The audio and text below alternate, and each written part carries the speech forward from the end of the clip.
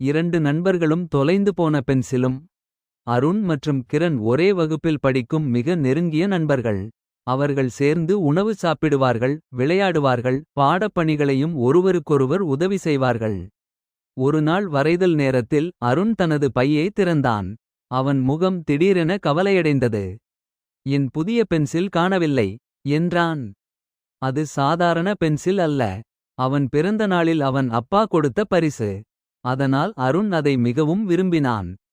அவன் மீண்டும் மீண்டும் தேடினான். ஆனால் கிடைக்கவில்லை.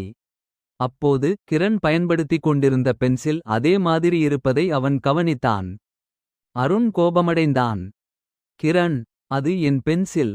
நீ என் பையிலிருந்து எடுத்தாயா என்றான். கிரண் அதிர்ச்சி அடைந்தான்.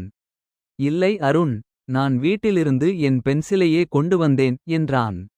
ஆனால் அருண் நம்பவில்லை. நீ பொய் சொல்றே, நண்பனாயிருந்தும் திருட்டு பண்றே என்று கோபமாகச் சொன்னான். கிரண் கண்களில் கண்ணீர் வந்தது. நான் உன்னிடம் ஒருபோதும் திருட மாட்டேன் என்றான் மெதுவாக. ஆசிரியை அவர்கள் சண்டையே கேட்டார்.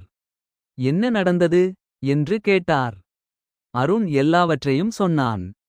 ஆசிரியை அமைதியாக இருவரின் பைகளையும் பார்த்தார். சில நிமிடங்களில் அவர் சிரித்தார். அருணின் நோட்டுப் புத்தகத்தின் 2 பக்கங்களுக்கு நடுவில் காணாமல் போன பென்சில் இருந்தது. நேற்று அவன் அங்கே வைத்ததை மறந்துவிட்டான். அருண் அமைதியாக நின்றான். கிரணை பார்த்து, மன்னிச்சிடு, நான் உன்னை நம்பலை என்றான். கிரண் சிரித்து, நண்பர்கள் தவறு செய்வார்கள். ஆனால் உண்மையான நண்பர்கள் மன்னிப்பார்கள் என்றான். அவர்கள் கைகுலுக்கி இனிமேல் ஒருவரை ஒருவர் நம்புவோம் என்று முடிவு செய்தார்கள். கதை நெறி: நட்பில் நம்பிக்கை மிகவும் முக்கியம்.